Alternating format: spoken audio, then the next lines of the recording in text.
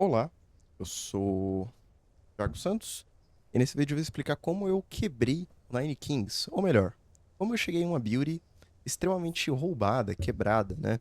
Eu tô aqui no ano 198, eu não tô na dificuldade alta, né? Então eu tô na verdade na Nômade, que é a... Nômade? Não, na real Camponês, que é a dificuldade mais básica do jogo. E eu tô aqui no ano 198, já já, na próxima próximo ano eu já vou lutar contra o boss, né? Um dos bosses, né? Que esse jogo é infinito, teoricamente. E eu tô com 82 anos a mais aqui. Eu vou explicar exatamente como que eu cheguei nesse nível e as escolhas que eu tomei, né? Eu já cheguei num ponto onde eu não preciso mais tomar escolha nenhuma, porque o jogo ele tá meio que se jogando sozinho. A única coisa que eu tenho que fazer é jogar uma carta no poço, passar o ano, escolher uma carta, jogar uma carta no poço e o jogo se joga sozinho sem eu precisar pensar. Então vamos passar pelos status. É que eu tenho bombardeiro, né? É toda uma build baseada em bombardeiros. Então esse bombardeiro aqui ele tá com status, entre aspas, infinito, né? Esse aqui também tá com status infinito, esse aqui tá com status infinito, e esse aqui era o mais roubado que eu tinha, também tá com status infinito. Porém, aqui tem 299 bombers, tinha 1.300. Só que eu cometi um erro, né? Eu tinha uma carta da espada, que era uma carta que ela acaba com o terreno, e eu coloquei no bombardeiro sem querer. Porque eu tava tão acostumado a passar o ano, que sem querer eu coloquei aqui e eu me lasquei, porque esse era o terreno mais bufado que eu tinha, né? Então, cara, eu vou primeiro mostrar o que tá acontecendo. Ó. Eu vou jogar isso aqui no Rio. Vou jogar todas as cartas no Rio, porque o boss final é no próximo ano, né? E vamos ver.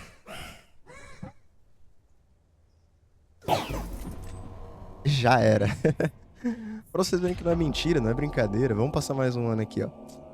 O caos aumentou, os inimigos estão mais fortes. Vamos passar mais um ano.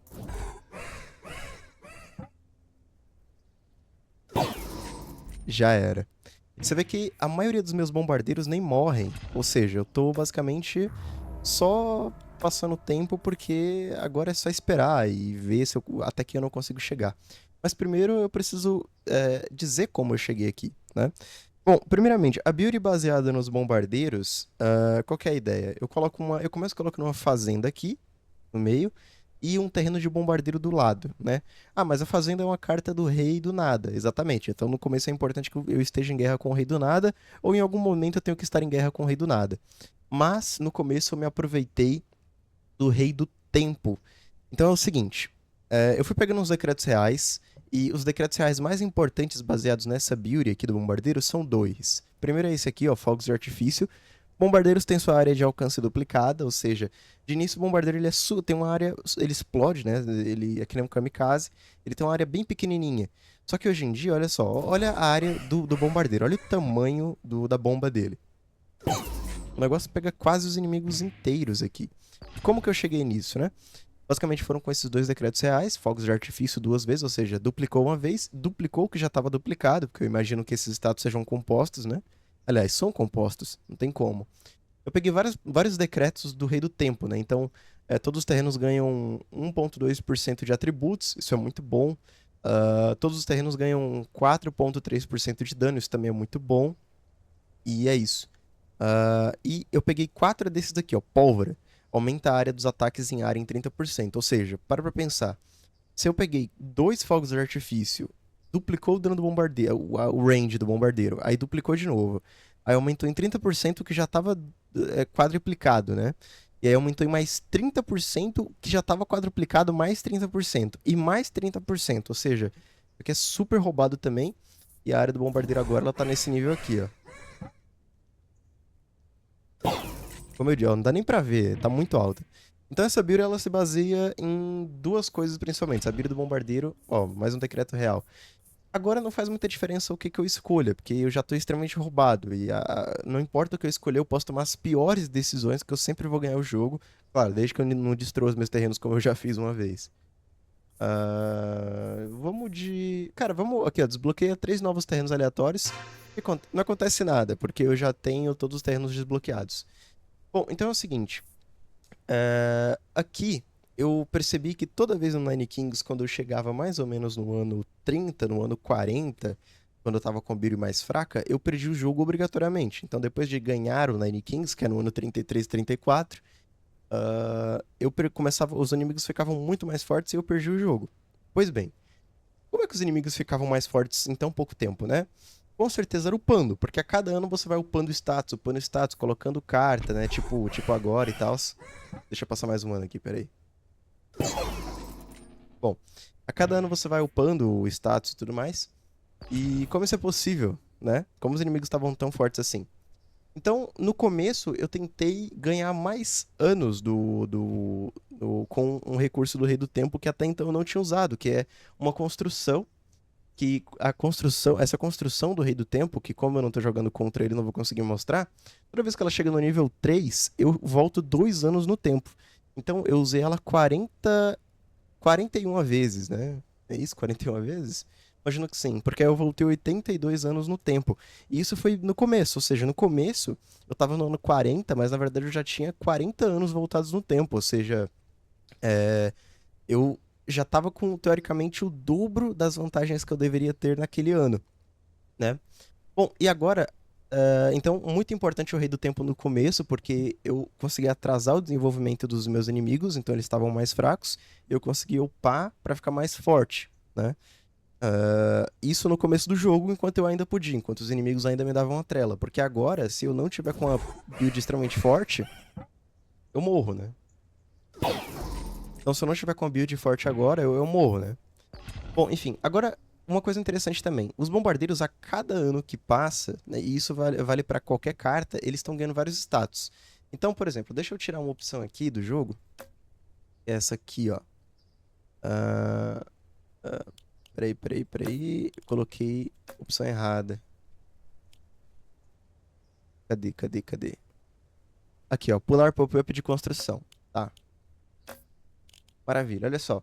Repara que a cada ano que passa, todos os meus bombardeiros, inclusive a pagoda, que é o meu castelo, eles ganham 10% de status de um montão de coisa. Repara bem nisso, olha só.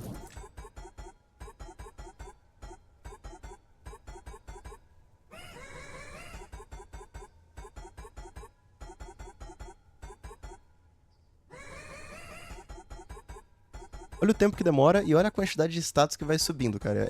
É muito status. Então eu tava com a opção de pular o pop-up, mas olha só.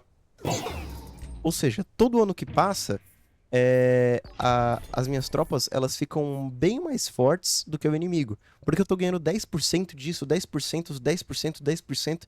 Isso aqui são juros, entre aspas, juros compostos, são estados compostos. Ou seja, se eu ganho 10% de vida, é 10% de vida sobre os 10% que eu já tinha ganhado. Ou seja, eu vou ganhando 10%, e aí é 10% sobre 10%, sobre 10%, sobre 10%, e aí os estados eles ficam desse jeito que você está vendo aqui, ó, que eu já não consigo dizer que número é esse. 2 milhões, 20 milhões, 200 milhões, eu não sei, o dano ele tá praticamente, eu vou dizer que a vida e o dano estão praticamente infinitos de todas essas tropas. E acredite, essa aqui é a mais fraca de todas, tá? E isso tudo se deve a essa carta aqui, ó, o Templo. Então, para finalizar, né, o tutorial, entre aspas, de como eu cheguei até aqui, eu preciso falar de 3 construções muito importantes. 2 delas são cartas raras, são lendárias, tá? Eu tô usando uma herança que faz com que eu tenha mais 20% de encontrar cartas raras na loja, tá? Então, às vezes eu encontro espólios. Raras que eu falo são arco-íris, tá? Porque tem o rei do arco-íris e tal. E aí eu consigo selecionar cartas arco-íris, né? E eu tô usando 2 cartas arco-íris aqui. A primeira é o templo. E olha a quantidade de templos que eu tenho no meu reino. É praticamente tudo de templo. Praticamente tudo. O que eu não tenho de templo é um santuário, que eu já vou falar dele, muito importante também. É uma pagoda, que é obrigatório, né? Enfim, é o meu castelo. 4 slots de bombardeiro e 3 de fazenda, tá? Coisa que, sinceramente, se eu quisesse tirar as fazendas e colocar mais 3 templos, eu até conseguiria. Mas agora, por falta de espaço, tá difícil. Então, qual que é a estratégia? O primeiro evento de arco-íris que você encontrar, o primeiro espólio que você encontrar, você precisa muito correr atrás de um templo, de um santuário, perdão. E o que o santuário faz? O santuário, ele usa 9 de ouro para todo ano evoluir um terreno. Então não importa se é bom, se é tropa, não importa se é construção. Se você coloca por exemplo, o rato agora. Se eu colocar o rato em um terreno, no próximo ano ele vai evoluir um nível do rato. E se o templo tiver nível 3, ele vai evoluir 2, 3 níveis do rato. E aí eu coloco o rato agora, por exemplo, ele já evolui 3 níveis. Então, o santuário, ele é muito roubado para que você não tenha que duplicar as cartas. Porque como o Nine Kings funciona? Vamos lá, vamos supor que eu comece um jogo novo. Aí eu coloco um bombardeiro no chão. Vou ter que pegar mais uma carta de bombardeiro e colocar em cima desse bombardeiro que já tá na arena, no campo, para ganhar o nível 2. E as cartas vão até o nível 3. Aí tem algumas cartas especiais que elas também ajudam com isso. Por exemplo, o Rei da Natureza, ele tem a carta Clonagem. E você clona a carta que tá no campo e aí você consegue duplicar ela, né? Ela vem para sua mão de volta. Isso é muito útil, por exemplo, isso foi muito útil para mim com o templo, por exemplo, né? Enfim. E também tem o rei do nada, que ele tem a carta Coringa, que ela serve para aumentar o nível de qualquer terreno ou carta, né? Enfim. Então, o santuário, ele faz com que você não precise disso, você não precisa gastar turnos evoluindo terrenos. Uma vez que o santuário está na tua arena, é só passar alguns pequenos anos, ele vai usar um pouco do teu ouro para evoluir os terrenos do teu campo, né? Então você consegue evoluir tudo para o nível máximo muito rápido. Isso é muito importante para o templo. Você tem que se preocupar, gastar o turno com outras coisas enfim. Isso no começo, com a isenção dos anos, com o voltar no tempo aqui, com aquela construção, e precisa chegar no nível 3 todo ano, é muito importante que você tenha um templo. Porque imagina, aquela construção, ela, embora seja fácil de você ter quando você tá, por exemplo, com o Rei do Tempo, ou lutando contra o Rei do Tempo, é, não é sempre que ela vai vir também. Então você coloca ela no chão, você teria que pegar mais uma vez ela e colocar, mais uma vez e colocar. Nessa, se você tiver a grande sorte de pegar ela em 3 anos consecutivos, você gastou 3 anos para evoluir ela, e ela vai voltar 2 anos no tempo. Ou seja, você ficou na desvantagem extrema. Com esse santuário, você só coloca ela e no mesmo ano ela já vai para o último nível. Aí você volta 2 anos no tempo. E detalhe, toda vez que você volta no tempo, o santuário ele volta a dar os status que ele tem que dar. Ou seja, imagina isso aqui, ó. Olha os status que o santuário dá. Olha o status que todos os santuários dão para as minhas tropas. E as fazendas também, né? É muita coisa. Antes de acabar, eu só queria que vocês imaginassem como seria se ele fizesse isso aqui dobrado, ou seja, 2 vezes. Se eu coloco uma construção aqui e volta no tempo 2 anos, que é a construção do Rei do Tempo que eu disse, ele vai aplicar esse status 2 vezes.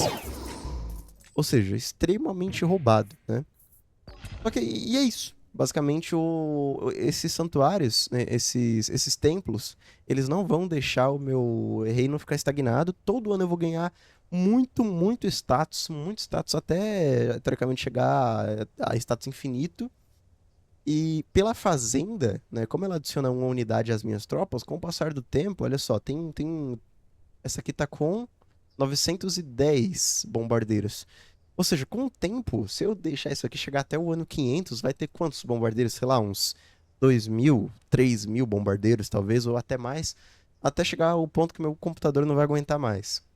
Só que será que vale a pena? Porque eu já zerei o jogo, tô no ano 200. Tudo bem que eu não tô na dificuldade máxima, né? Mas essa run aqui já foi, cara. É o fim dela, não tem mais o que fazer. Eu já cheguei no nível máximo.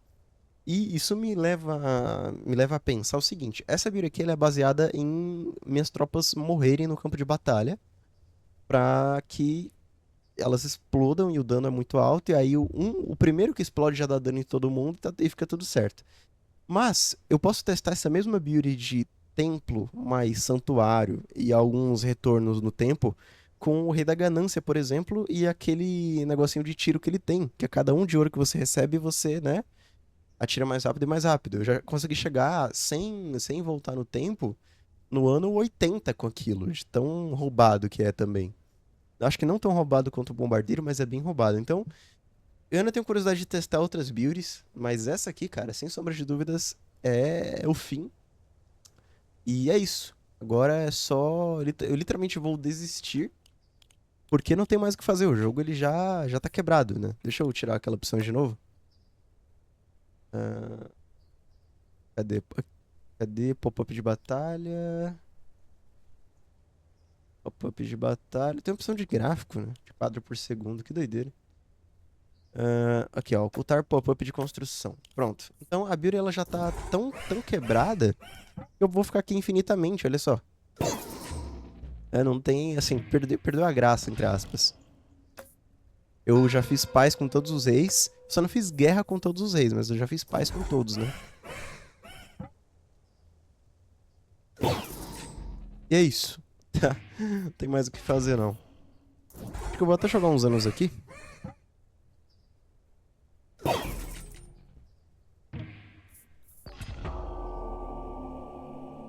Caos aumentou. Não importa o quão fortes os inimigos estejam, cara, sempre eu vou conseguir matar eles insta. Não importa, é muito roubado mesmo. E outra, os inimigos eles nunca vão estar mais rápidos do que os meus. Muitas vezes, usando a build do bombardeiro, eu perdia, porque os inimigos eles estavam tão mais rápidos que os meus, que... Ah, eu posso mudar o rei que eu vou lutar contra, olha só. Doideira. Mas como eu só tô contra o rei do sangue, sempre vai ser o rei do sangue. Nossa, que doideira. Bom, enfim. Como as tropas dos meus inimigos, às vezes, elas estavam tão mais rápidas do que o meu bombardeiro, elas já vinham muito rápido, matavam todos os bombardeiros e acabavam com a pagoda, né?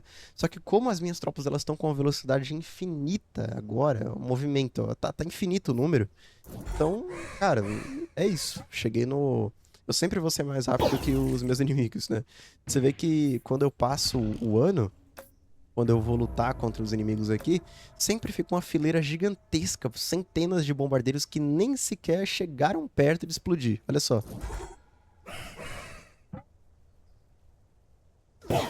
Olha só, a grande maioria nem se moveu, porque os primeiros eles já dão tanto, mas tanto dano, e eles já matam todos, e o dano em área deles é muito forte, ou seja, não tem por que upar. E é isso então, cheguei no ano 512, vou desistir por... Vou desistir por simplesmente não querer mais jogar. E vambora. Ó, mais um decreto real, não importa o que eu escolher. Dobra a quantidade de diabretes. Aumenta em 30%, sei lá. Pronto. Bom, não importa muito, deixa eu sair, eu vou encerrar a partida. E vamos ver a quantidade de experiência que eu vou ganhar. Chegar ao ano 512, 513. Desistir por... Tá de saco cheio. E é isso aí. Tô curioso pra ver o que eu vou ganhar aqui de experiência, cara. Tempo de jogo. Eu ganhei um level só. Tempo de jogo, 2 horas e 14 minutos. Caramba, cara, meu Deus do céu. Unidades abatidas, 122 mil. Treinadas, 4.012. Parece pouco até, né? Mas você vê que eu poderia ter ficado facilmente 5 horas aqui que ainda ia dar certo essa estratégia. É só replicar essa estratégia que tá tudo certo. Caraca, 2 horas e 14 é muito tempo se você for para pensar. É isso aí, continuar. Pagoda pode invocar mais 3 diabretes. Muito bom. E é isso, cara. Foi dessa forma que eu quebrei o Nine Kings com o Rei do Sangue. Vamos tentar, agora eu vou tentar fazer a mesma coisa com outros reis. Se eu conseguir quebrar o jogo com o Rei do Sangue, agora eu quero testar outros, né? Por exemplo, sei lá, o Rei do Tempo ele foi essencial pra fazer isso, mas eu quero testar outros reis que eu joguei pouco até o momento. Por exemplo, o Rei da Pedra. O Rei da Pedra, eu acho que eu não joguei nenhuma vez com ele. Mas é isso. Tchau, tchau.